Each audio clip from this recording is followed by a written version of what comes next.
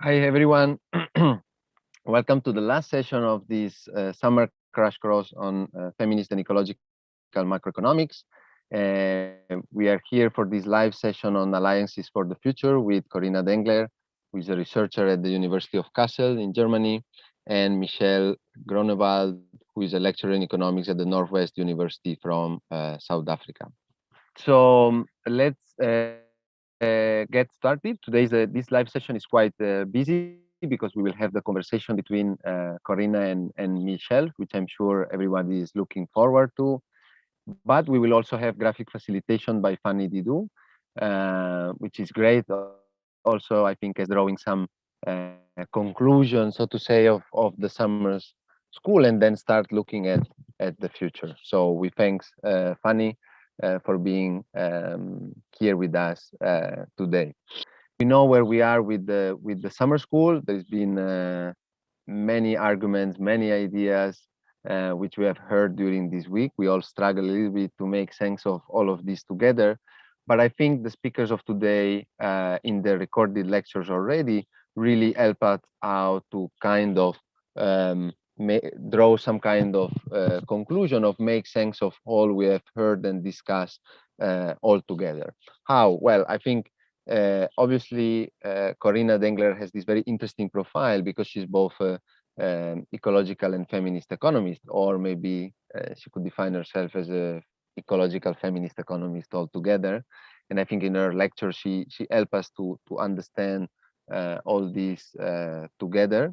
This was not common for all the speakers of this summer school. It was maybe the case for Meli Mellor, for example, or Bengiak Bulut, who also have this, so to say, double profile or the fit into shoes, but it was not the case for the other teachers. So I think this is really where we want to move forward with the summer school.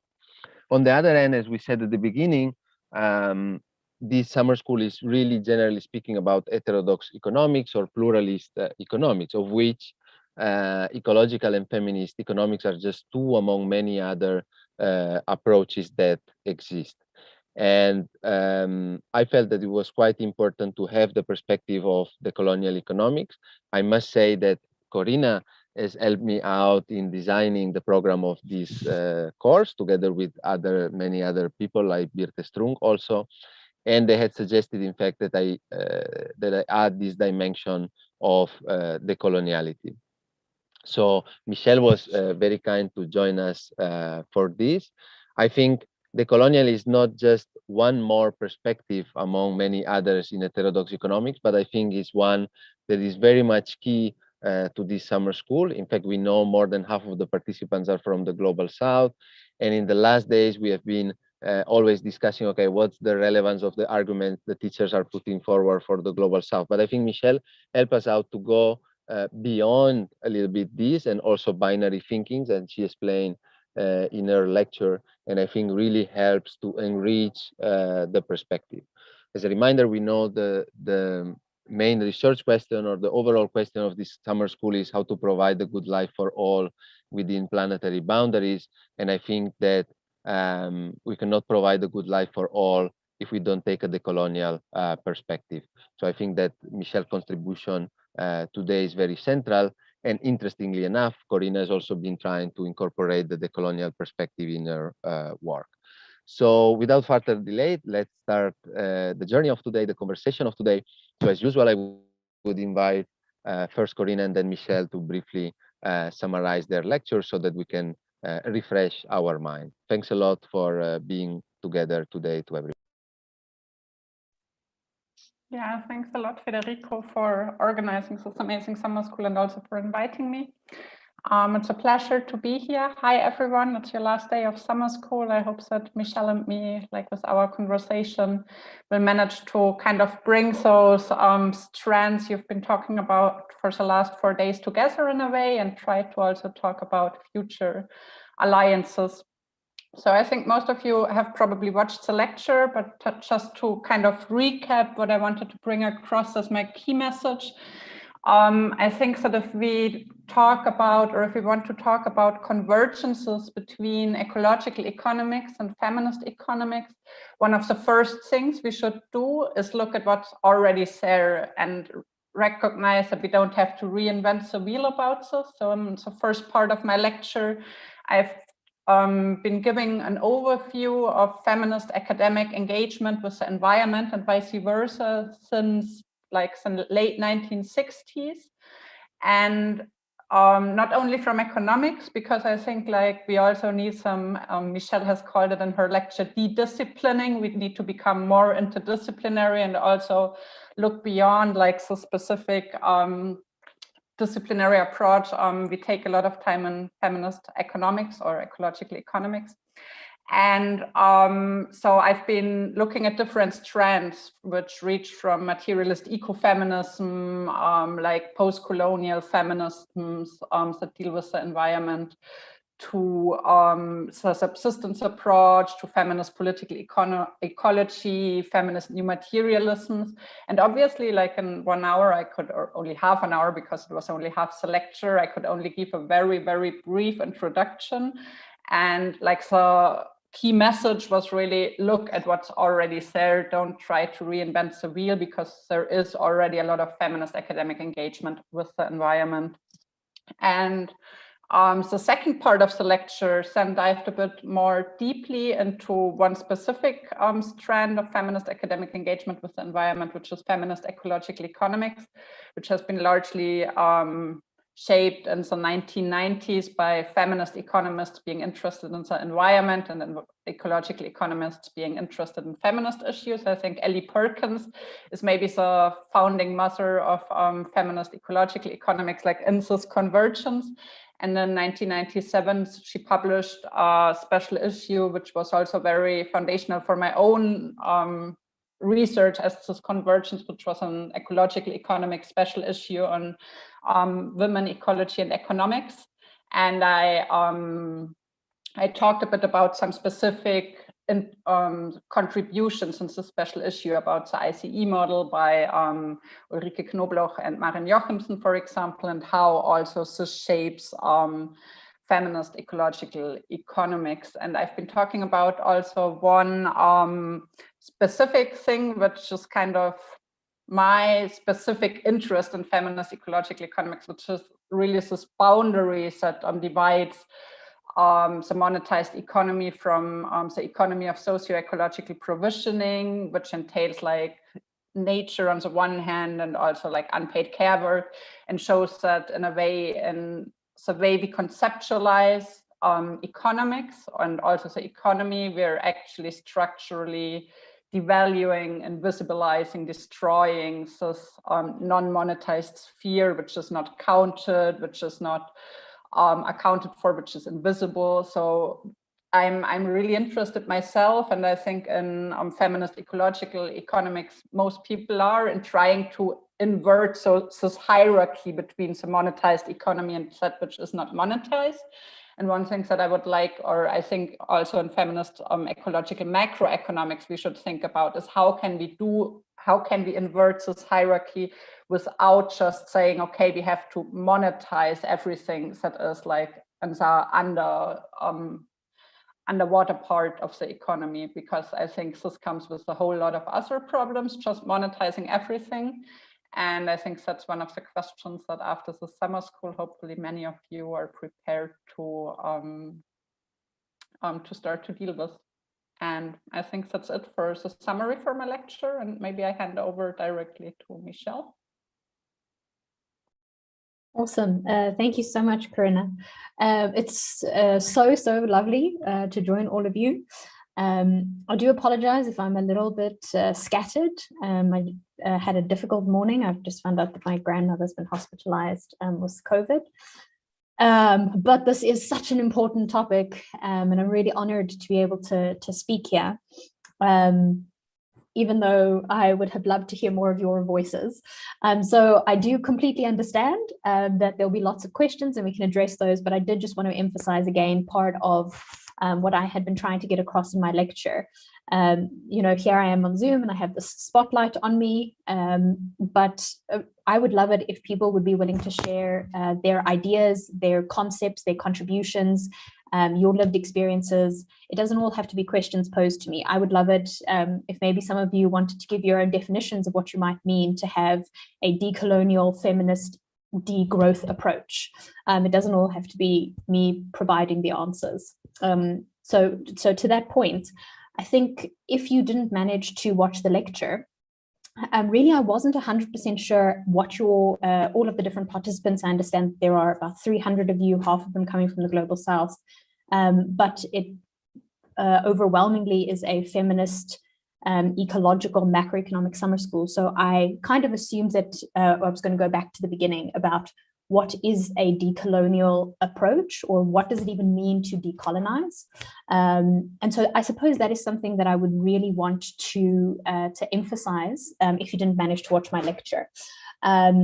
So firstly, I think very strongly the discussions, the debates that exist around what decolonization means is heavily contested. And I don't think that this is necessarily a bad thing, although many that are skeptical of the entire post-colonial and decolonial project are very impatient or frustrated and are kind of quite eager to dismiss this. I think especially economists is the point that I was trying to make in my lecture, because without going into too much detail, but I think many of you will have had the experience of what the economics discipline itself is like, right? There's a really excellent paper called The Superiority of Economists. And I was really trying to emphasize that economists' obsession with claims of neutrality and with their claims of there's just good economics, we often hear. That there's very little analysis of power, very little recognition of what's happened historically, that the economics discipline, I would say, is particularly recalcitrant towards the ideas of decolonization.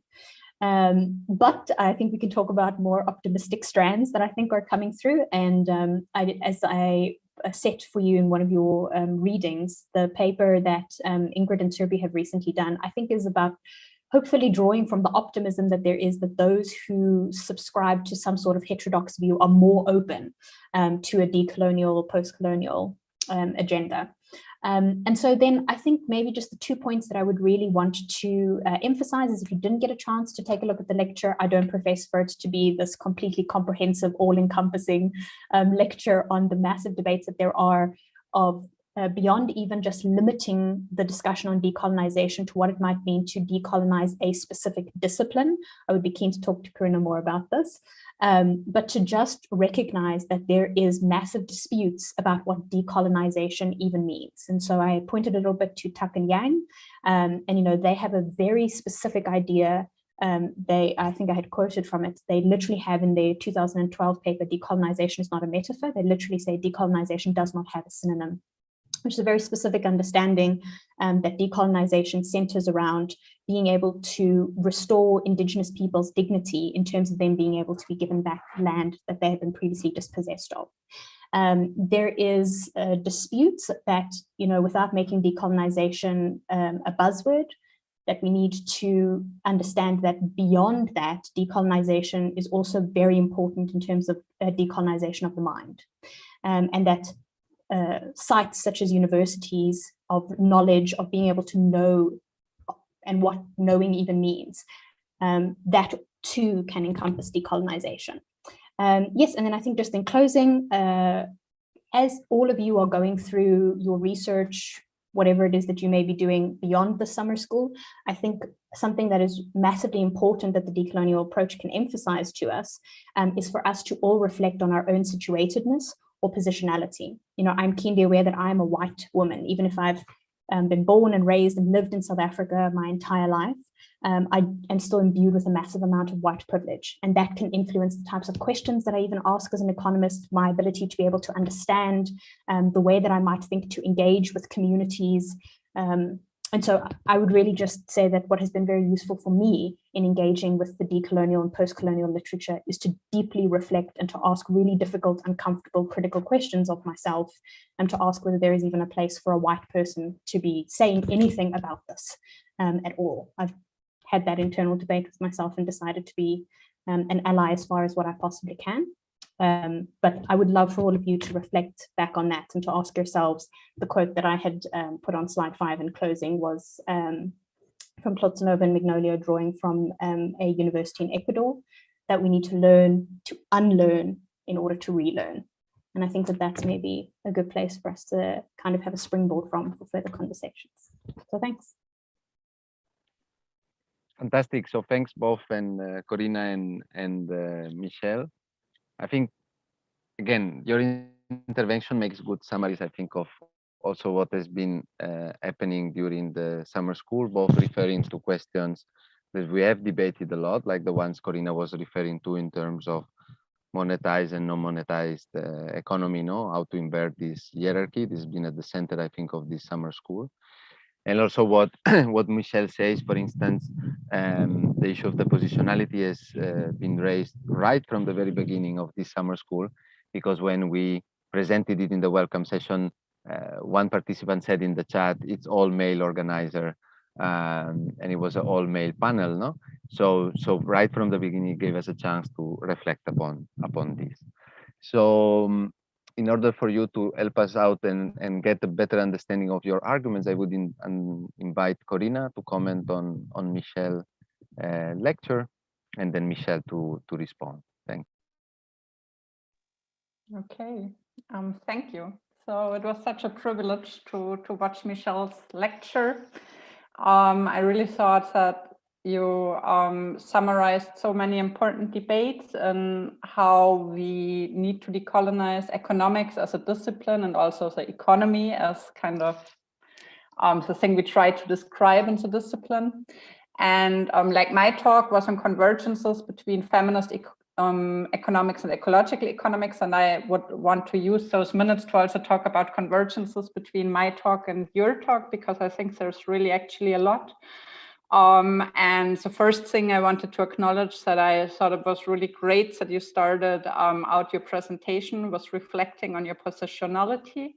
I think that it is really on philosophy of science kind of issue, an epistemological issue, an issue of how we see that we can know the world, that we're not talking a lot about in economics, especially like in mainstream economics, everything is positivist. I've never heard a positivist saying like, oh, I'm a positivist, but they just describe putatively objective, neutral phenomena. And I think that's something that both post-colonial critique of science and feminist critique of science have been stressing, like kind of since the 1980s, that we need to ask this epistemological question: to what extent our situatedness in the world, our situatedness as researchers, influences what we can know and what we cannot know about the world.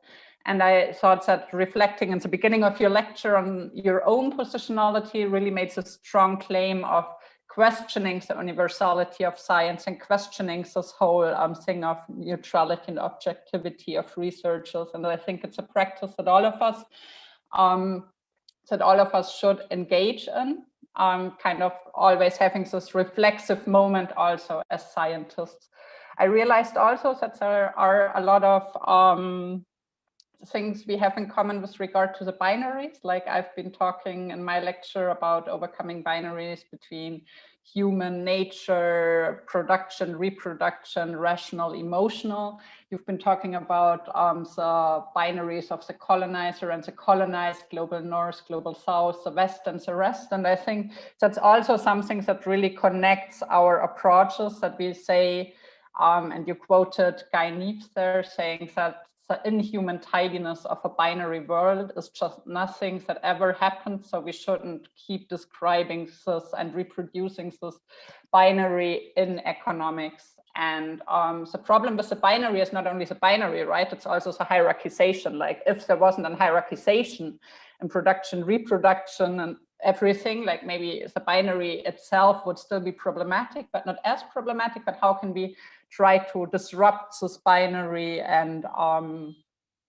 overcome this hierarchization? I think that's a question that connects both of us in a way.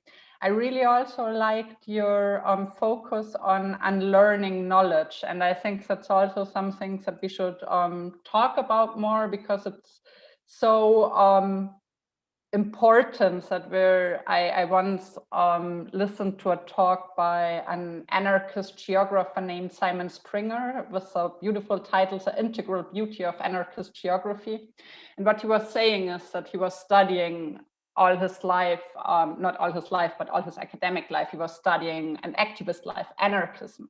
And then when he had children at some point, he said, I realized that I've been studying anarchism for a decade, and the most I could ever learn about anarchism was really looking at the children, because every child in a way is born an anarchist, and since the first 3, 4, 5 years of this life being shaped and socialized into the specific society, we learn all those archies of societies. We start learning about a patriarchal society, a racist society, a society that considers itself superior to nature. And if we ever after this want to become an anarchist again, we have to spend the rest of our lives unlearning those archies that we have been socialized into. And I think I also watched the Netflix thing you recommended, and I thought it was also really great in saying how can we actually start unlearning things. And that's what I would like you to comment more on, like how can we unlearn also things we like. I don't know, you also said you studied economics and your undergrad probably mainstream economics. I did the same thing. How can we unlearn the things that if we're not doing macroeconomic modeling, we're not actual economists? Like how can we unlearn this discipline we've been socialized into? I also thought that one of the things our lectures had in common was really stressing, when you stressed that decoloniality shouldn't be a specific subfield of economics, but it's a cross-cutting frame. And I think that's something we've been also saying a lot in the Feminisms and Degrowth Alliance, like a network of academic activist network of people in the degrowth discourse saying that we need a more feminist degrowth approach, and we don't need a strand of degrowth saying this is feminist degrowth, but we really need it as like the baseline, because both like gender relations and also coloniality, it's something, it's everywhere, even in putatively neutral, I don't know, economic policies. We're producing and reproducing all those structures of devaluation along the race, class, gender nexus again and again. And that's why we need to consider it like from the very beginning, instead of just having it as an add-on, so to say. Yeah. There's one more thing which I thought was really, really interesting, because it was a problem I also faced last year. So you were talking about the struggle of you and your husband to include history of economic thought into your curriculum, and then finding it so difficult to find something about African economic thought in a way, and there wasn't really an economist you could refer to. And I actually had the same problem last year. I managed to bring a course on a module on pluralist economics into the study plan for students at the University of Vechta. And then I was teaching this first course and wanted to give an overview of a different heterodox economic schools of thought. And I thought, like, for me, back in the days, it was so important to learn about history of economic thought, because it was the first time in my first semester undergrad when I really thought, oh, wow, what I've been learning, it's all one specific theory, and over the course of time there have been so many, right? And the problem then was I tried to give people an overview of history of economic thought, and it's incredibly problematic. I realized that it always like starts the same. We start with mercantilism, saying like, yeah, in mercantilism what you have is basically people, you have like silver flowing in from the rest of the world. and just flowing in at such a youth, it's so crazy that we're not talking about extractivism, that we're not talking about colonialism, and I found it highly problematic. I was looking really for how can we do a decolonial history of economic thoughts that maybe starts in totally different places, that maybe starts with Ibn Khaldun in the 14th century and not with Adam Smith, and how can we, because we can obviously take the history of the mainstream canon of history of economic thought, which is already a marginalized part in economics anyway. We can take it and we can try to diversify it. We can say, yeah, and at the same time, there has also been cis persons there, and since there was also women, which has been structurally forgotten. But I think that's not the point, because even the point where we start, it's a very colonial point, and it's like that's something I would like to have a conversation about also, which I didn't know before I watched the lectures, that we could talk about this, because that was a problem I had in a totally different context. But then when you said it, that you were actually looking on how to teach history of African economic thought, I thought this space might be a good chance to have a conversation about this also. I'll stop here. I could say many more things, but I think, yeah, let's start here. Excellent. Thanks a lot, Corinna. As you were speaking, I was thinking, officially, I am an assistant professor in applied economics, but I don't feel an economist at all. In fact, what I think is that economy and economics are an invention, and they have to be deconstructed as such, no? And for those who read French, I suggest a book which is called L'Invention de l'économie, the invention of the economy / economics, by Serge Latouche, who traces exactly this, no? And it links also to concept of work, for example, no? When we say work, we only think of paid labor, but the idea that human beings have to sell their time on the market in order to get the money to make a living out of it, it's a very recent idea in the history of humankind. So I think that these concepts need to be really much questions. The reason why the summer school is focused on macroeconomics, it was to make it accept in my faculty of economics and business, which is very much mainstream, no? But I think we have seen in the summer school that it was very interdisciplinary, so that questioning of these are very welcome. So Michelle, you get the chance to interact with Corinna about your lecture. Awesome, thank you so much. Corinna, I wish we could have taken that one by one, because so much of what you were bringing up, I would love to reflect on and hear your thoughts as well, and the thoughts of the participants too. But I think maybe I will be a little bit naughty, and I will highlight the questions that I think are interesting for us to discuss in reflecting. I too was looking at the parallels between what I had been lecturing on and you had been lecturing on. And so I think I did say this when I took a screenshot of the 2019 paper. I apologize, I didn't know what the readings were that were set for everyone before I set my readings, but I would really encourage everyone. Corinna actually has a 2019 paper, which is titled "What About the Global South Towards a Feminist Decolonial Degrowth Approach." So if I had known that this was not a paper that was set, I think I would have probably set that one as a mandatory reading, even though I get frustrated by the fact that we have to only see necessarily the hierarchy of knowledge, that the top way in which we define what knowledge is if it is in a journal, then we can have lots of discussions about, well, ecological economics as a journal has a very high impact factor, and so now everyone's very keen to publish in it. What does that even mean? But I would recommend to everyone, please, I think actually ideally a lot of the intersection between what Corinna and I were talking about is already in her paper. I do also see I got a upgrade to my title. I'm not a doctor.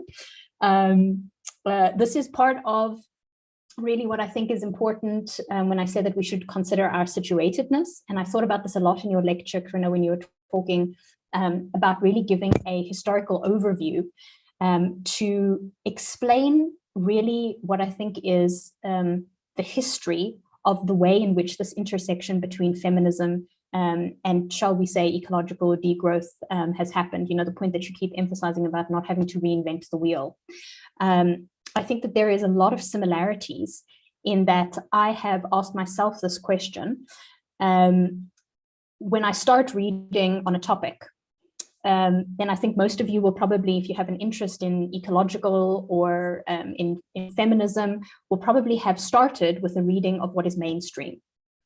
But I think, if anything, where there is an intersection about this is to ask yourself, okay, so where is the knowledge on this topic outside of the mainstream, whether it be about ecology, whether it be about nature, whether it be about feminisms, and to recognize that they're probably going to exist, whether they want to define themselves as heterodox or not. Probably there will be a heterodox alternative to this.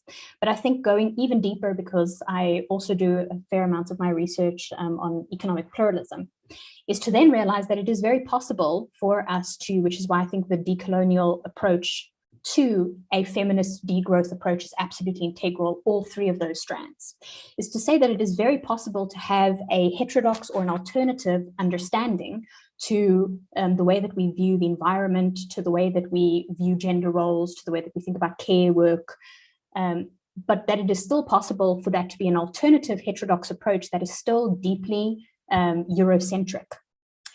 And to continuously push yourself to ask, instead of having to reinvent the wheel, how do we find these knowledges, right? And I think something like, Corinna talking to you about the Greenbelt Movement.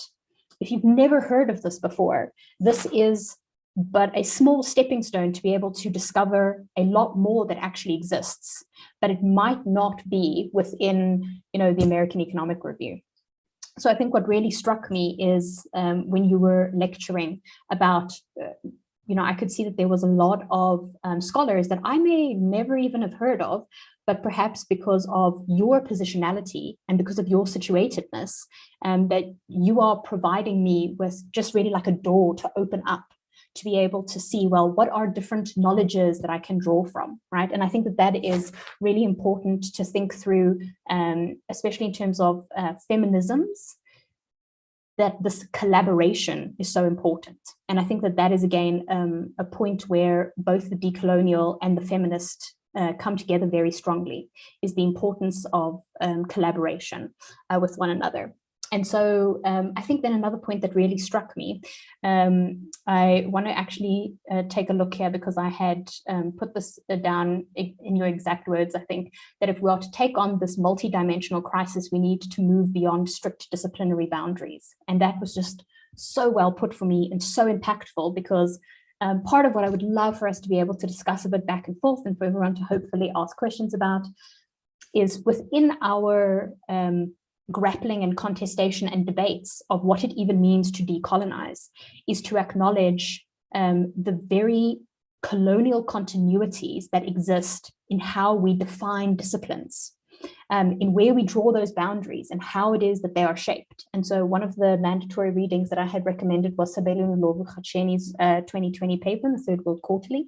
And so those working on decolonization, at least this is my reading of the decolonial literature, are sometimes, I think, hesitant to push the boundary towards, let us be more definitive in being prescriptive, in saying, these are the 10 things I would say should be our decolonial term, right? One can get a lot of pushback from decolonial scholars. This is too prescriptive, and you shouldn't be dictating this. I would love for everyone to engage on this, but for me, it is helpful in order to ensure that a discussion on decoloniality doesn't devolve into, well, it is everything and it is nothing. And I think that that is part of the tension that we need to embrace, right? How uncomfortable that might be, especially as economists, to not have that certainty of this is exactly what it is. But I think for me, which is what I had been pointing to in the lecture, and when I heard you say that, I just thought so much of the work that you were reflecting on would definitely not be found in a mainstream economics textbook, and in many instances, not even in heterodox economics journals, right? Would it even be defined as economics? I think especially to the point that you were making around what is work even. I don't know how many heterodox economists even would think through the ideas that you're talking about of, well, what about community organization? What about political activism? Is that even work? And I think that that speaks more broadly to the discussion about, what Ndlovu-Kgatsheni is talking about, to de-discipline. So for me, really, the point that I'm at, and part of the discussion that I'm having with myself, and maybe all of you are asking yourself, which research entity should you be a part of? Where should you have done your PhD? Should you do your PhD? Where should you be searching for jobs? All these sorts of things. is to ask ourselves, if we take seriously this idea of de-disciplining, because the disciplines that we do have very problematic colonial histories, then is it possible for us to get to a point where we just ask ourselves, what are questions that we think are valuable, relevant, interesting, important, considering our context? And then what knowledge is out there, whether it be in the written or verbal form, or whether it perhaps just be in, this is why I was trying to make the point about, spoken word poetry, about comedy specials, about how poetry exists, for us to look at how we can find knowledges in other different forms, because perhaps that is going to help us to answer the question. And that may not necessarily be a model that's looking for the latest instrumental variable to be able to prove causality, because this is what economists, as Daniel Rodriguez telling us, are obsessed about.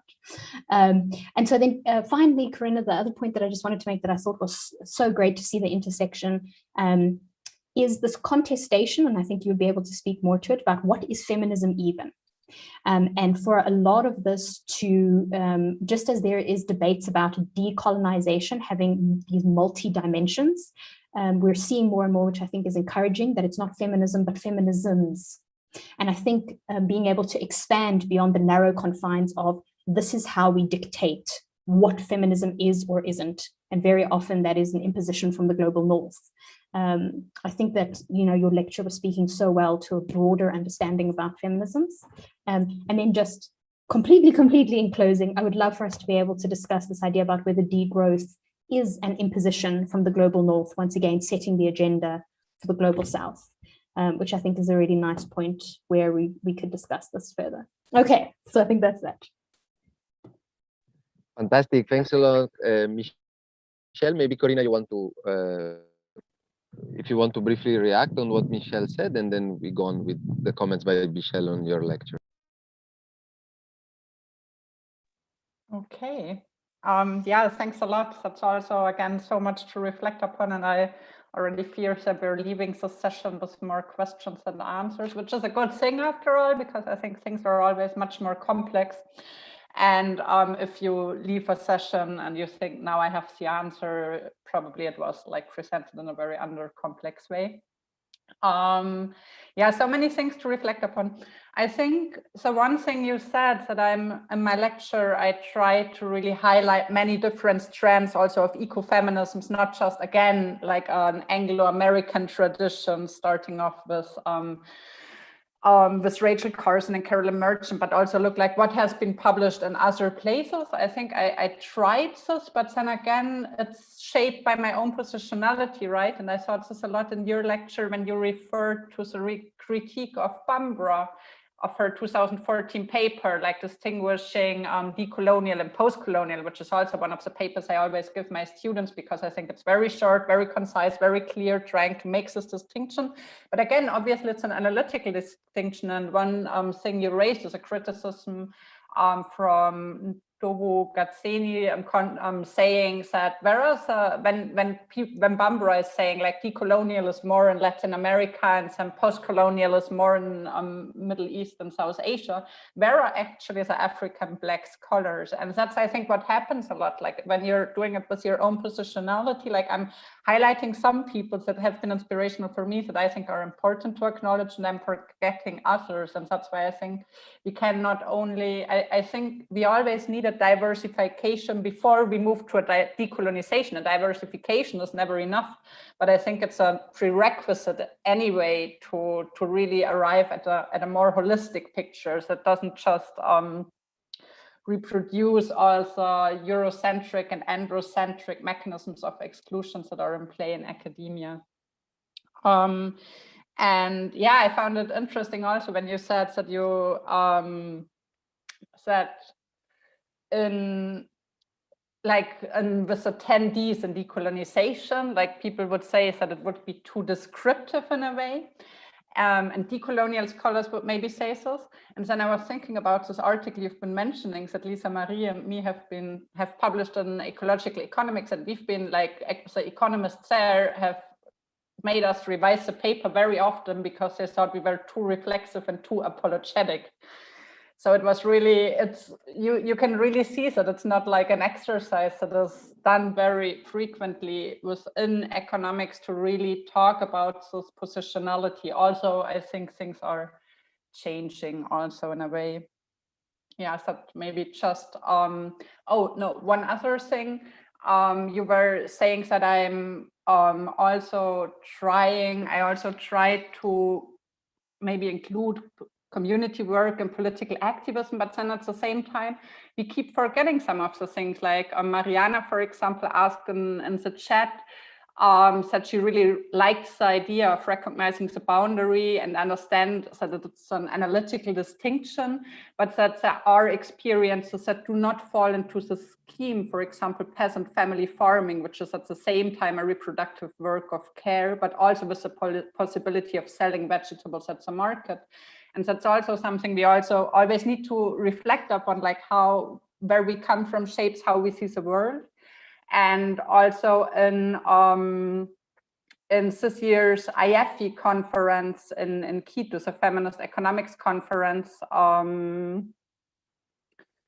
wait, where do I have it? Ashwini Deshpade, like she was commenting directly on this, what Mariana said, by saying that, hey, women's unpaid work in countries like India is not just unpaid care work or domestic chores, but women do a lot of unpaid work that is actually economic work. And if men did this unpaid work, they would be counted as workers because, for example, it's in a family enterprise or in fishery or in livestock. And I think we need to learn so much more about all this. And for example, Nina Banks has published a paper last year, which for me was one of the best papers of last year in the International Black Review, where she's saying that community actually always has been a side of production. It's largely neglected and invisibilized in feminist economics, always making this, oh yeah, there's the private sphere of households and there's a public sphere with state market, NPOs, whatever. But actually community work has always been there also, like, for example, in, like she's talking about the US,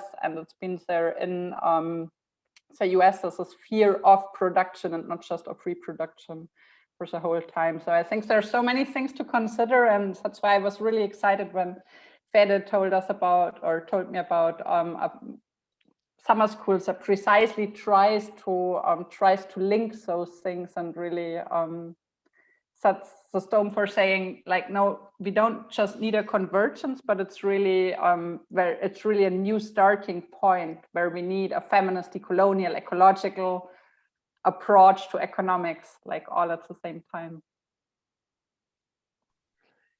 Excellent. That was brilliant. Thanks a lot, Corinna. So we can move on to Michelle, maybe if you want to make your comments to Corinna's lecture. Thanks. Okay, just so that I'm aware of time. Sorry, what time are we moving to questions again for that? So I would say you now you make the comments on Corinna's lecture, then she responds. After that, Fanny will show us the drawing, and then we will move to questions. Okay, right. So I think maybe something that I think is important for us to reflect on and to discuss then, when you were talking about, you know, your own positionality, that sometimes one just forgets that you need to think through where might the post or decolonial scholars be that necessarily come from Africa. So I mean, I think it's wonderful if you say that you forget, but I think overwhelmingly for not just economists, but many disciplines, when it comes to African scholarship in general, it's not even a case of you are forgetting that we need to ask questions about this, find resources on it, teach our students about this, even if it is in the global north, take a look at our own reading, our own reference lists when we are writing academic journal articles, books or chapters, whatever it may be. It is that the point of departure is that it just doesn't exist. So even if I wanted to teach my students about the history of African economic thought, it's just not even there.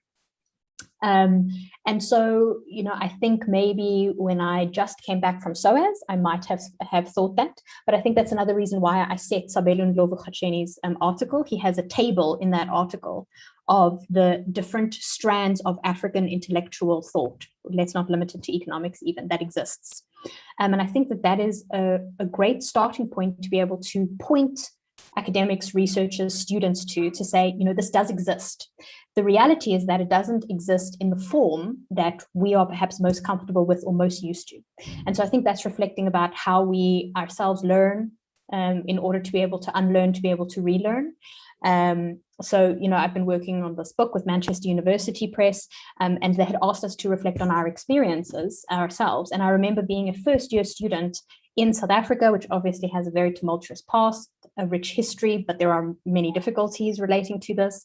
And I remember that in my very first Econ 101 class, we started with our textbook, where the chapter nicely explains to us about Smith, Marx, and Keynes. And that was it. And then we did supply and demand graphs for the rest of the semester. And so I remember looking around, and so South Africa is 91% people of color.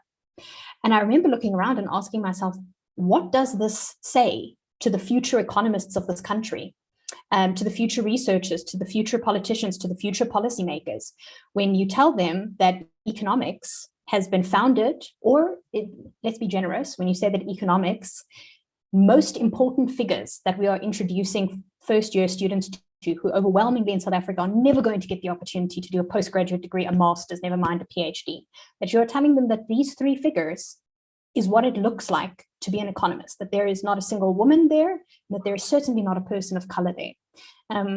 And so, you know, when I become a lecturer then, when many of my colleagues who are economists of color become lecturers, when they are doing their own research, when we're working with policymakers, to draw from, not to say that Marx, Keynes, and Smith, right, I think they're massively important, they've made huge contributions, but that instead of teaching one or the other, we need to teach ands, right? And that does put a massive burden on us as lecturers, on individuals as researchers, I don't even think it's a case of forgetting. I think it is a case of literally not even knowing that this exists. And I think that that is the real challenge for us moving forward, which I think links to the importance of us breaking down those boundaries, which is the example I was giving about the history of African economic thought, right?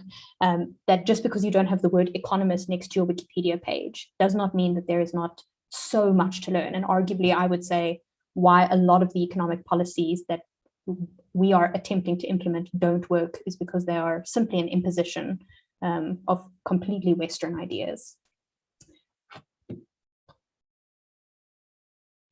Thanks, Michelle. Corinna? I have nothing to add, really. I very much agree with what Michelle says here, and think that we can move to the questions maybe, or to Fanny's drawing. Excellent. So that's what I was going to say. If Fanny is ready to show us the draft of the drawing, then we can look at that. If not, we can start with the question.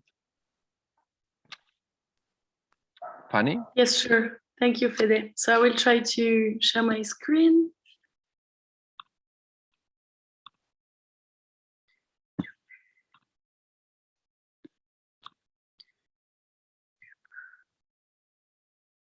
So I will show you the time lapse of the drawing so you can see a bit the process and what I have been thinking about while you were presenting the lectures. So first, you can see like this face around. So this is about positionality and what Michelle explained first. So I think it was important to put it around as also something to keep in mind while talking about the alliances between feminist economics and ecological economics. So unlearning, privilege, how do we decolonize the teaching of economics, being conscious about decolonization, and how my position shape how do I understand the world. So that was for this part. And then when we dive in, so between all around this question, our main question for the whole course, how can we provide a good life for all within planetary boundaries, and going to this paradigm shifting. So from capitalism and the model that I began to present with the multidimensional crisis to the the model we want to go, so a firm resilient economy, and down, so you can see like alliances between feminist macroeconomics, ecological economics. So I begin to also add the aspects of alliances, and adding here at the bottom, so an important point that mentioned Corinna, so taking into account the social historical aspects and looking at what's already here. So we will come back to the drawing and show you a bit more after the question and answers. Thank you so much. Great, thanks a lot, Fanny. The drawing is really great. I wish we had you for all the sessions. I think you help us out to like summarize all the information that we are getting. You can leave the drawing for a while if you wish, but we will come back to it later. So let me move to the questions. I have a first set of questions to Michelle, which are broadly speaking about, of course, the colonization. So there is the first one on capitalism, which I think is the most liked question. So it has to go first, and I will read it. It seems to me, says the participants, that the colonial praxis or the colonization more broadly must inherently be anti-capitalist and anti-market economy. Based on this reading, I have two questions. First, is this true or is this too simple a reading?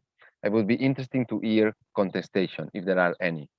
Second, on the other hand, if this reading is indeed true, how would the colonial economics knock with conventional heterodox economics, which seems largely post-Keynesian and therefore based on the market economy? I have another one, but I think this is enough. It's such a small question. Right, so I would love it, of course, please, if Corinna would jump in here. I think she also has a wealth of knowledge to share on this point. But I would say, is it Christian, Mark? That overwhelmingly, yes, I do think that even if it is not necessarily explicit in the decolonial, maybe more in the decolonial, but not as much in the post-colonial literature, that it is explicitly using these words like being anti-capitalist and anti-market, although in some instances it is. At least my interpretation of this is that we at the very least need to ask some very serious questions about whether capitalism can continue to function in its current form if we take a decolonial approach to this. But I would say in most instances, the decolonial literature is deeply, deeply critical of capitalism and of the current market economy, yes. And so I think that this relates to a discussion that I was trying to emphasize, that I think Zain Al-Abidine has done some really great work in her book Postcolonialism Meets Economics. She also has, I think it's a 2009 Cambridge Journal of Economics article on this. But to emphasize this cross-cutting frame that post-colonial thought, and I would say now decolonization, can be for, I'm not sure, I don't think the mainstream is going to be particularly open to this. But for example, post-Keynesians to ask themselves, if I were to use a decolonial approach as a cross-cutting frame for post-Keynesianism, is it possible to reconcile these two, the core tenets of post-Keynesianism with the decolonial approach? And I don't think that we can have a definitive answer about that yet, but I think where the points are to emphasize is to get heterodox or alternative schools of thought on board with asking themselves, how can I apply this decolonial lens to my existing, let's, for the sake of reductionism, say that pluralism is reduced to schools of thought, right? Because I do think it's going to be massively difficult to get the mainstream on board with that. So, I mean, Charashila and Zain Al-Abidine actually talk about their work being on the margins of the margins.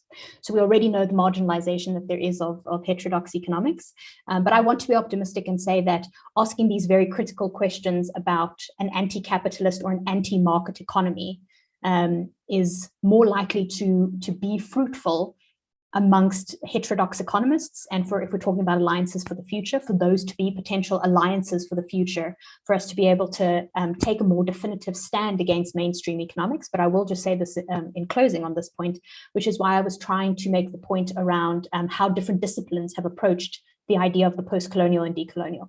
I think that there are a lot more allies for us to find outside of people that would classify themselves as economists. And I think that when I want to be most optimistic, I think that can really be places where we can build momentum. But that involves not just dismantling this idea of the current way in which capitalism continues to function, but also dismantling this idea of the superiority of economists, which is what decolonial thought speaks very strongly to, is to break down this idea of expertise, right? Because we want economists on the news, we want economists to tell us what the future is like, but we don't necessarily care what sociologists, anthropologists, psychologists, geographers have to say about this. So I think that they are much more open to this idea of an anti-capitalist or anti-market future. So I think that's where we can, I'm kind of just giving it a slant of alliances for the future. Yeah. I hope that answers it. Yeah, that's great, Michelle. Thanks a lot. In fact, in the Degrowth debate, there has been a lot about as a critique of economics, no, the reduction of everything to economics. And there is also a paper you can check, which is called Degrowth from the margins. But to continue with Michelle on this block on decolonization, I'm going to raise a second question, which says the following. The participant says, I would like to ask about the phenomenon of decolonization and postcolonial rhetoric being used by reactionary national right-wing forces in the context of South Asia. In particular, figures like Vandana Shiva, for example, have called upon notion of tradition and indigeneity that align more with nationalist rhetoric than with actual indigenous Adivasi struggles. This also interacts with structures of caste in this context. Thus, how do we decolonize without it being co-opted by reactionary forces of social oppression? I think this is an important question. Sorry, Federico, what was the name of the participants that asked this question? I cannot see it because I only see the questions, but Braulio and Thiel can let me know in a moment. Okay. But it will take us some time to dig it. Okay. Sangeeth. Yes, so I suppose this is the nature of this being a little bit hierarchical, and I'm so happy that this summer school gets to happen, although it's a winter school here in South Africa. So in future, let's just call it an online crash course.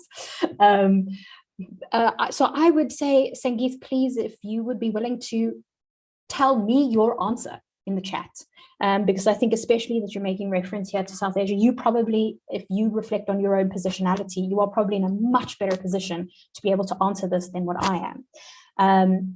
I will give it a stab more, just asking more questions around this to firstly acknowledge that that is a highly important point. And part of the recommended, not a journal article, but it's more of a blog piece by Nayantara Appleton, asking, well, she's titled it, "Do not decolonize if you are not decolonizing."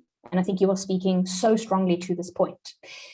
So I think on perhaps opposite ends of the spectrum is firstly this that you are talking about, where it is a, let me use the word, a very radical interpretation of this that can have some potentially deeply problematic political ramifications behind this. And so I think that the way in which we can deal with this is for those of us who are engaging with the multidimensional nature of decolonization to push back on that, right?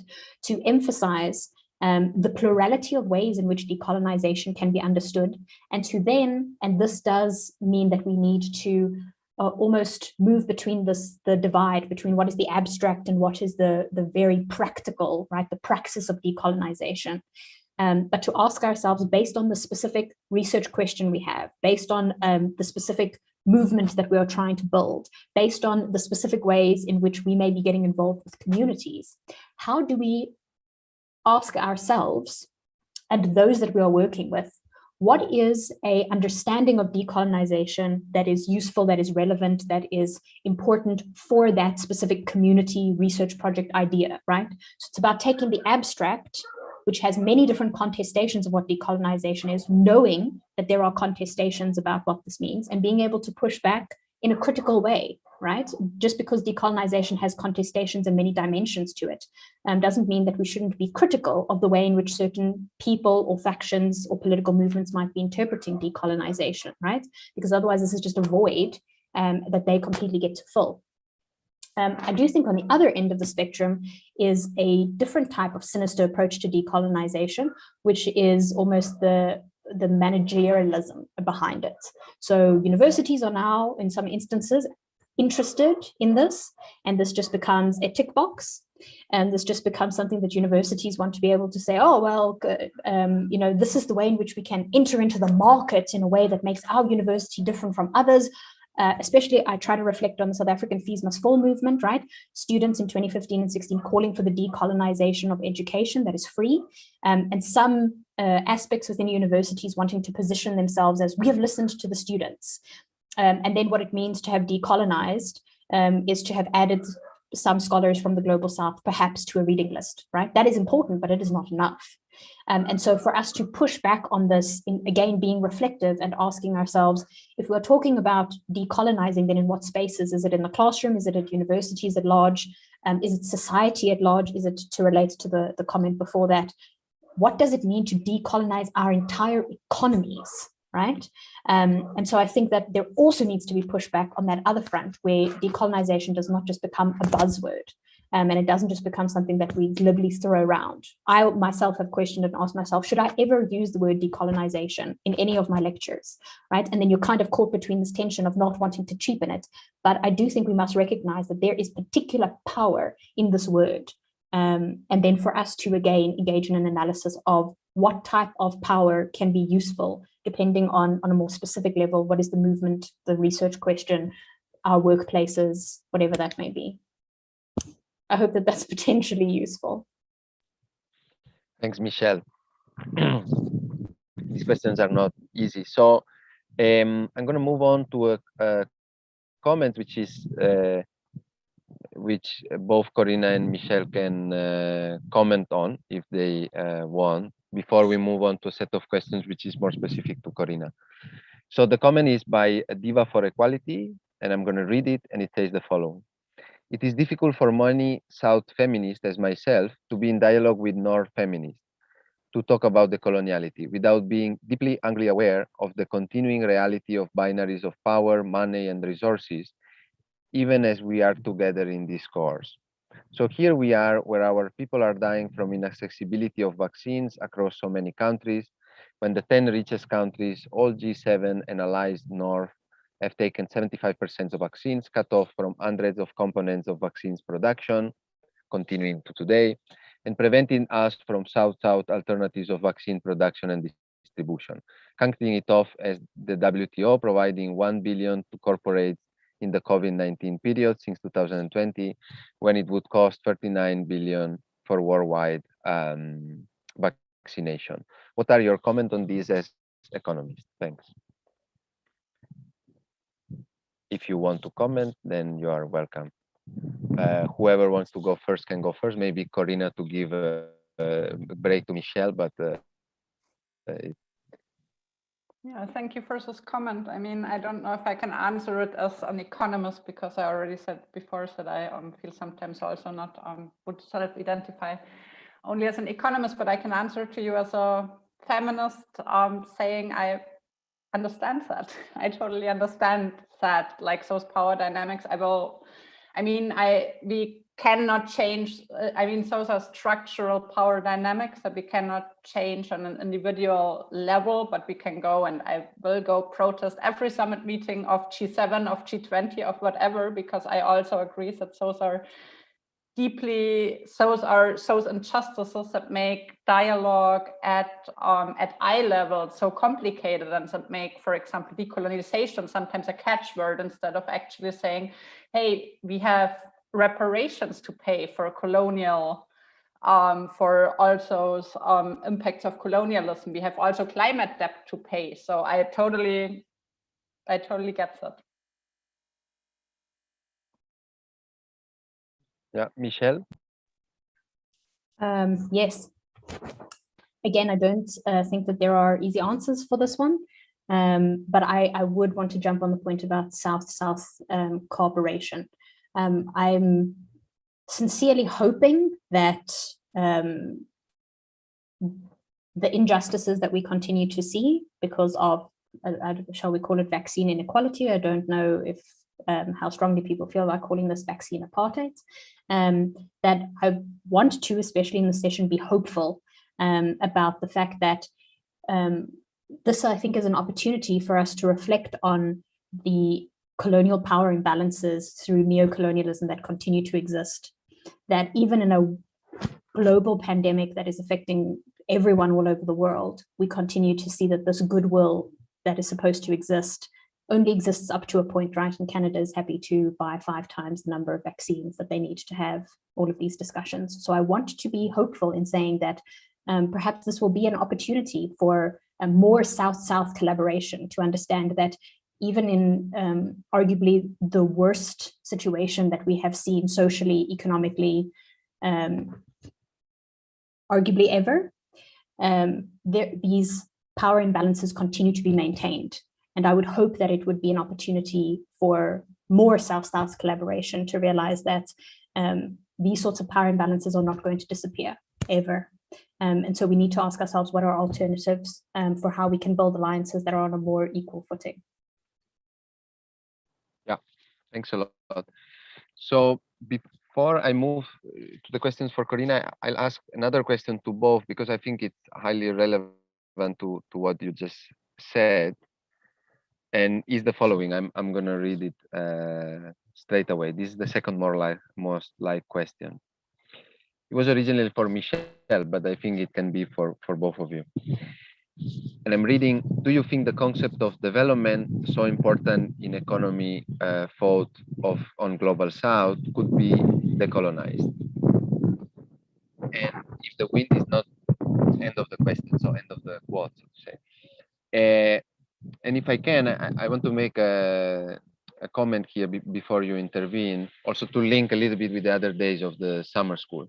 This has come out already, also in relation to, because we've been discussing a lot about degrowth, because obviously ecological macroeconomists are questioning green growth, basically the fact that economic growth can be compatible with ecological sustainability. We have been saying that degrowth is fought from and for the industrialized countries, but I think personally, and this is also where my research comes from, we need to make a more broad critique to the very idea of development, which I think is a very colonial idea. So we can make an ecological critique to development, because if development is equal to economic growth, then ecological it's a problem. But I think we have to make also a cultural critique to development, no, as a Western idea, which has been developed after the Second World War, and I personally think has been imposed upon the rest of the world as the common horizon, no, where all the countries should be heading it. After almost a century of development policies, we know where we are today. So the comment by the participant Demand for Equality said that this idea of this phenomenon of the vaccine and the inequalities in the vaccine distribution is just one more effect of, or the result, I think, of development policies. So I think development in itself is wrong, and it has to be deconstructed. Now, the question is not only whether we can decolonize development, is what comes out of after we have decolonized or while we are trying to decolonize or deconstruct development. So as I've already shared with the participants, we edited with this book, which is called Pluriverse, which is an inventory of alternatives to development from all over the world, which would include degrowth in Europe, but the idea also as Ubuntu from South Africa, or Buen Vivir from Latin America, or Ecosvaraj from India. And I think my colleagues have shared in the chat also a book, which I think is great on this, by Felvin Sarr, a Senegalese economist and philosopher and musician, which is called Afrotopia. Sorry for taking so much of your time, but yes, the question now to Michelle and Corinna. It was just to give a little bit of context of what has already been said on whether you think the concept of development can be decolonized. Maybe Michelle first and then Okay, I will try to be very brief. I just want to say there's such amazing things happening here that I'm trying to see all of this happening in the chat as well, not just in terms of the questions.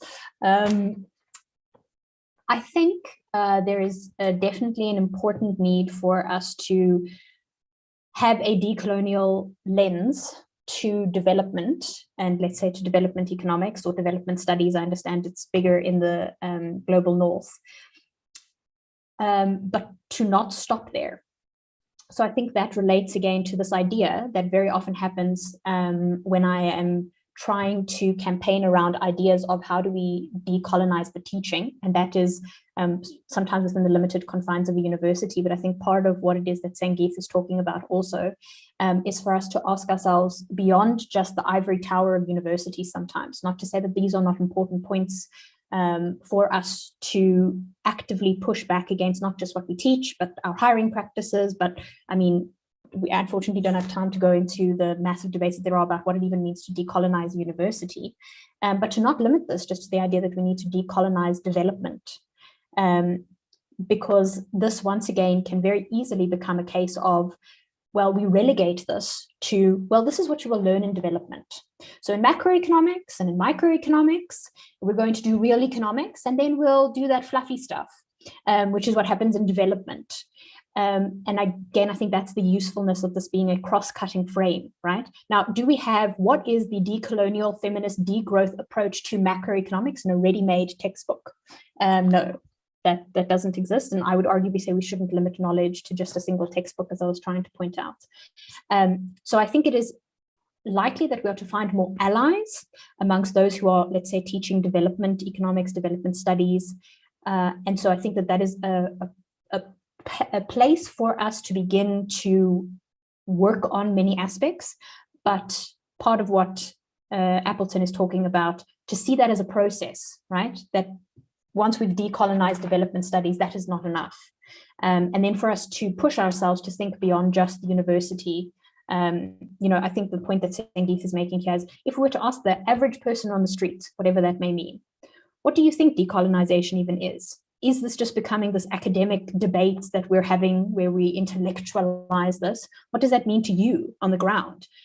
Should we as academics be imposing some sort of research framework to be able to say, oh, well, look at my article that I will publish in some impact factor journal where I can tell you what the people on the ground feel about decolonization, right? It can be co-opted in so many different ways. I don't have the answers, but I think I'm just trying to highlight ways for us to think about, again, our positionality and our situatedness in having to question and break down many things, sometimes all at the same time. And then just in closing, I do want to, just because we don't have a lot of time, emphasize that I think a lot of what's coming out in African philosophy, which is really interesting for me, is not just to have this idea of deconstructing, which sometimes happens very strongly within the post-colonial scholarship, but to then also reconstruct. And I think that is a massively important project moving forward for us as researchers, as academics, as students, as just people. Yeah. I completely agree with you, Michelle. Very humbly from my perspective, I think in general, critique and resistance, and I mean critique in intellectual terms if you want, and resistance on the ground, not in terms of social conflicts and so on, is important, but is not enough. I personally think we need our own narratives also, we need our own proposal, and this is not an easy path to follow, but I think it's important. Corinna, I think you maybe want to comment. Yeah, maybe to add on what Michelle and also you, Federico, were saying. Yeah, I think the thing with development is really, if we talk about growth in the global north as kind of the holy grail of economic policy, the same thing would be development in many other countries where economic growth is seen as a step towards this direction of development. And I think it's the same colonial imposition in a way, and we need to look for alternatives to growth instead of growth alternatives, as well as we have to look for alternatives to development instead of development alternatives. And I think what, again, we need to acknowledge here is that there's so much which is already there. Like we have a lot, like the post-development school of thought, for example, emerged a lot in the 1990s. There's a lot which has been written on this already. And I was deeply shocked when I took my first development economics lecture to see that in development economics, many people just focus really on modernization theory, where they don't even talk about political economy analysis of how countries are integrated into the world market in a very hierarchical position, but they talk about, yeah, if they only used the factors of labor and education and stuff more effectively, they would become developed too, like those endogenous theories of development, which I cannot believe are actually taught still in economics. And so if we really look into those inter and transdisciplinary fields of development studies, there's so much more. Like there are also political economy analysis, for example, by the Latin American School of Dependencia, or also then alternatives to development, which we could also say would be, for example, post-development, but also decolonial and post-colonial approaches to development. So I think there is a lot of research on actually alternatives to development, and we really should focus on those ones. And I think also the reference that Fede made to the book on the pluriverse, which he co-edited also with Ashish Kotari. I think there are a lot of pluriverse alternatives that really focus on how to also connect struggles and in a way kind of find alternatives to development and growth.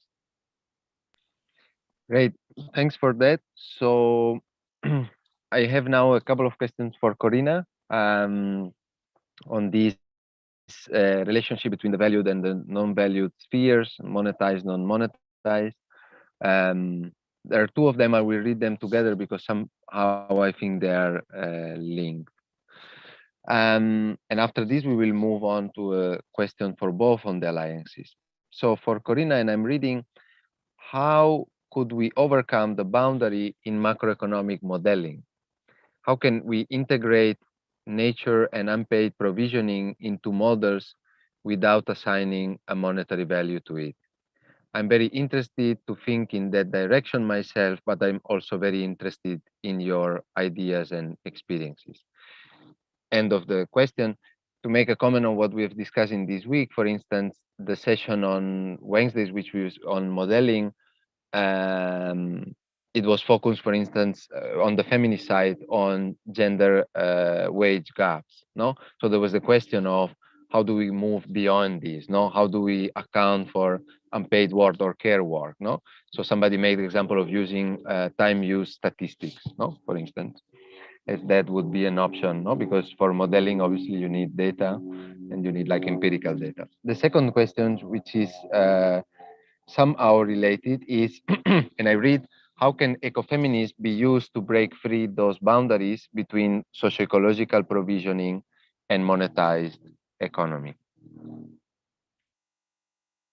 So if you can address this. Yeah, thanks. thank you. So those are two really important questions, and I also see that they're closely interlinked. So to start again with what Michelle has said before, I think you're, after this week of summer school, much more an expert in feminist ecological macroeconomic modeling than I am, because I didn't do macroeconomic models since my modeling since my undergrad.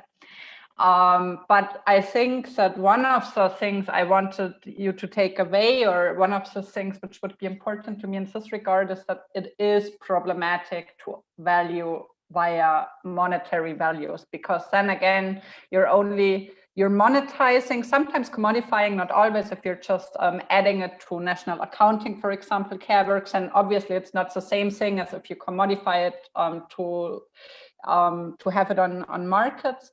But still, I would argue that that it's problematic to only account social recognition to this unpaid sphere by giving it a monetary value. I think time use statistics have been massively important in care, and this whole field of care work to actually acknowledge how much care work there is.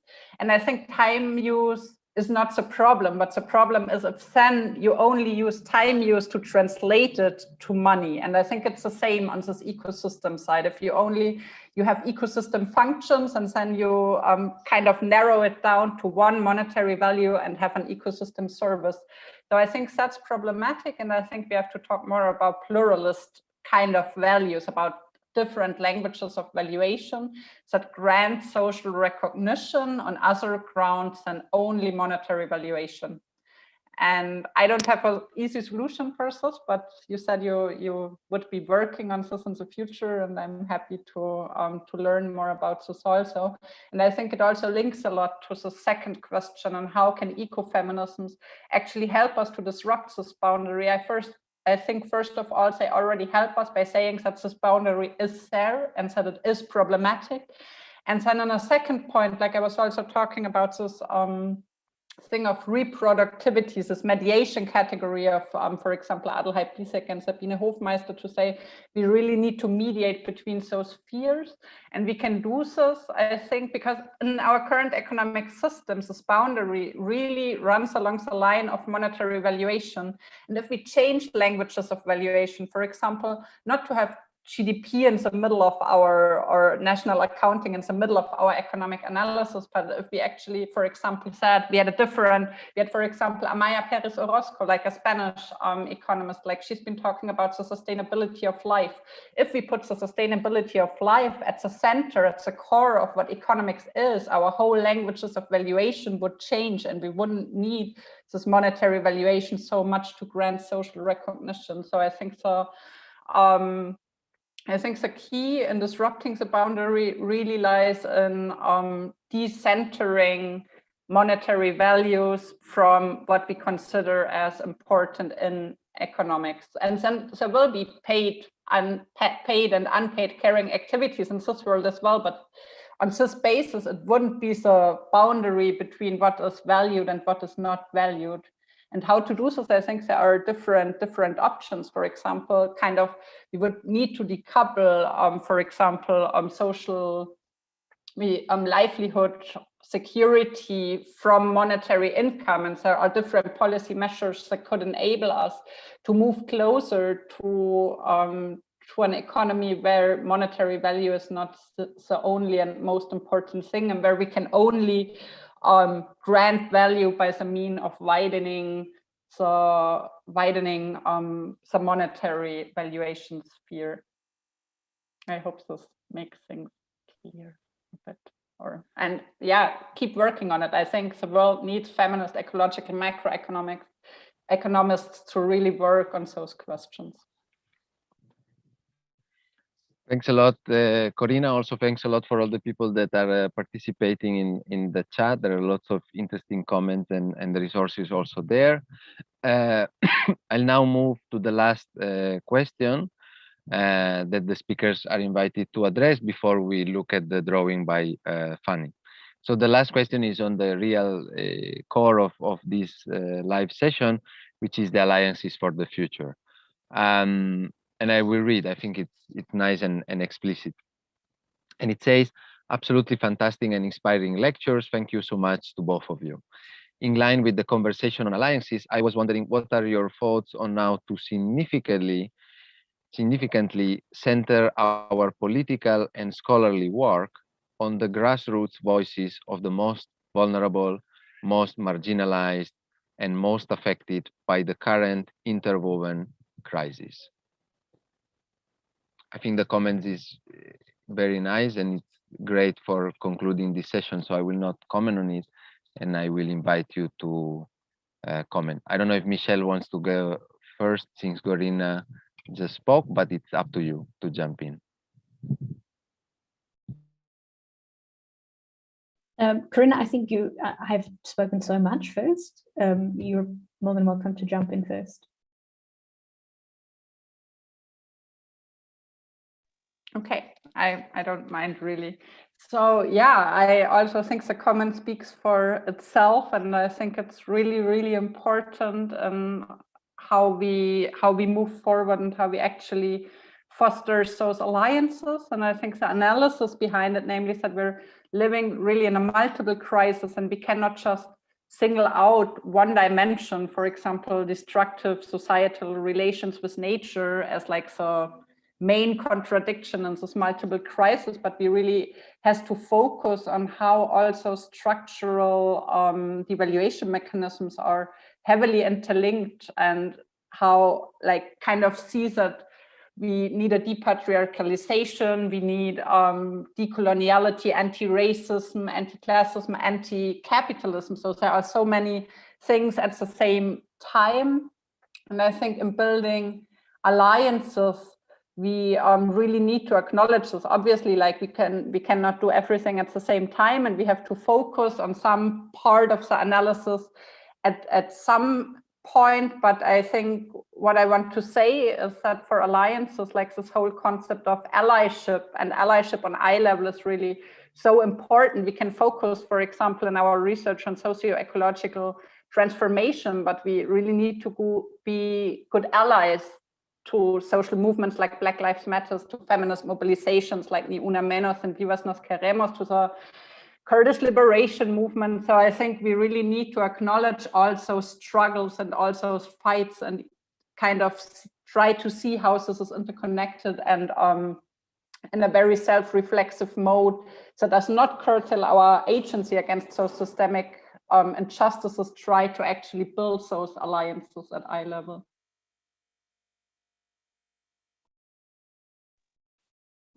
Thanks. Yes. So I think very briefly, I think Diva for equality. I'm so sorry that I'm only seeing this question now, but I think that this is reflecting a lot on our alliances for the future. I think that again speaks to, you know, her or him, I'm not 100% sure, or they, talking about being deeply angrily aware of the continuing realities of binaries of power, money, and resources, even as we are together in this course. And I think that that speaks to the way in which we potentially need to think about our alliances for the future. So there is definitely massive worth in all of us being together in the sort of a course with Global North and Global South from all over. But I think for us to also think very carefully about the legitimate forms of anger and disenfranchisement that there is sometimes between building alliances between the Global North and Global South. And for us to think carefully about how we can have both. Because otherwise I think it can once again just become a case of Global South alliances desperately seeking to find the answers from the Global North that will just give us the answers, and that we need to break down those sorts of ideas. So, you know, I'm obviously a white person, but I am situated in South Africa. And so asking things like, I see, you know, amazing resources being sent here about African Feminist Macroeconomic Academy, asking ourselves about the types of alliances that we have. So how do we find them? And then how do we build them, and how do we take cognizance of the power relations that exist, whether it be, you know, a website that exists, or that we find people outside of academia, whether that be on Twitter, but whether it be just like us immersing ourselves in our own communities outside of the university, outside of academia. I think that those are important too, vitally important, because otherwise I fear that all of our alliances will just be around intellectualizing something. And that is massively important, deep, thoughtful, intellectual scholarship. But also for us to, I had tried to make an example of bridging those divides and those boundaries in our classroom when we were talking about the informal economy. Are we inviting someone who is an informal trader into our classrooms? Are we taking our students outside of the classrooms, you know, just as an example, to be able to learn from someone who is an informal trader on a daily basis, living and breathing this reality, and not go, okay, well, here are our statistics on the number of people in the informal economy. Well, these are the policies that this is important too. But if we are talking about alliances, they need to exist outside of universities. And I mean, at least from my perspective, we need to ask ourselves, how do we build more South-South alliances? Yeah, so thank you to everyone who is making recommendations. I think it's really important for it to be numerous voices, and ideally, at least in my case and context, not white people at the very front of this fight. Excellent. So I'm extremely grateful for Corinna and Michelle for being with us today. It has been incredible, and for all the other people also for participating. I'll have to end now the session, not only because time is running over, but also because it's starting to rain and I'm in the outside and I'm not covered by anything. So we will proceed as follow. I'll invite now Braulio to introduce the evaluation form, which we have shared already the link in the chat, and you can fill it in. In the meantime, Fanny will show the drawing, and once we are done with the evaluation form, we will give you 5 minutes to fill it in. Then Fanny will comment on the drawing. Michelle and Corinna, if you can, you are most welcome to stay with us for the last part, but feel free to do whatever you can. Thank you, Braulio. Thank you, Fede. So should I share my drawing now? Yes. Okay, thank you.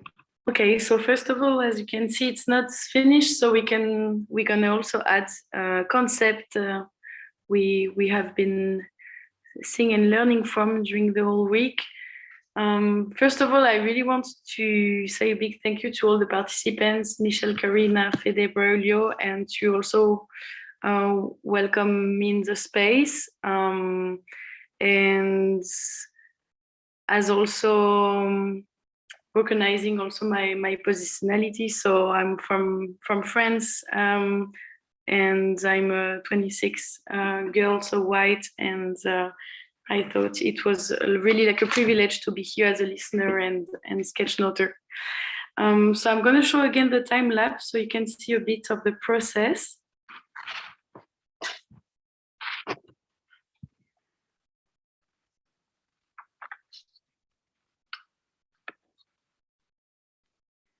So how it has been evolving from our main question, how can we provide a good life for all within planetary boundaries, taking into consideration our own positionality, how to reflect on that, how it shaped the way we think, the way we learn, relearn, unlearn. And two alliances between feminist economics, ecological economics, the different question that the macroeconomics share, taking into account the socio-historical overview, the importance of emphasizing knowledges, reimagining, collaboration. We had the opportunity to do also a focus on Michelle and Corinna's lectures. So here you can see a bit more about provisioning economy concept from Corinna. Monetizing unpaid care work doesn't tackle the deep, finding ways of evaluation.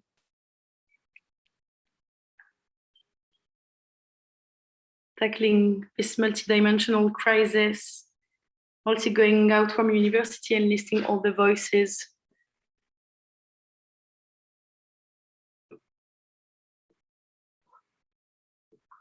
Thank you so much. And we will share the drawing with you all. Oh, this is so great. Fanny, please leave the drawing there because it will take us some time, I think, to assimilate it. And we will make it available to participants and post it also on the website of the summer school. Thanks a lot for your contribution. I think it's an opportunity for us to go beyond, as Michelle was inviting us, beyond the scientific papers with impact factor, but to look at other ways of representing and showing knowledge. So I think it's very important, and it's a very important contribution. Different languages, as Corinna was inviting us to use also. So I'll just say a few words to conclude. First point I want to make is, do you want more?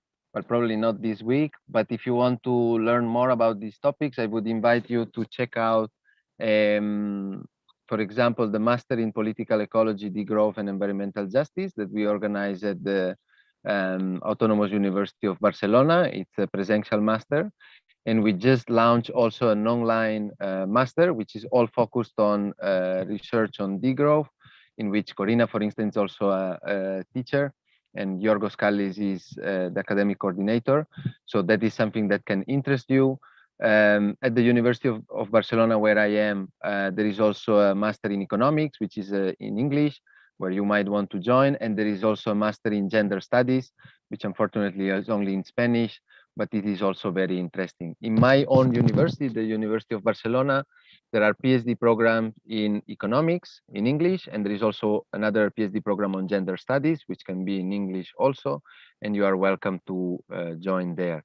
At the Autonomous University of Barcelona, the other big university here in Barcelona, there is also a PhD program which is very much open to the topics we've been discussing during the summer school, so that if you are interested, this could be some opportunities. There are many more in the world, and I think there is one of the work groups has been working on this, and for sure we will share the results, the findings that they had in master programs and PhD programs that goes along the line of this summer school.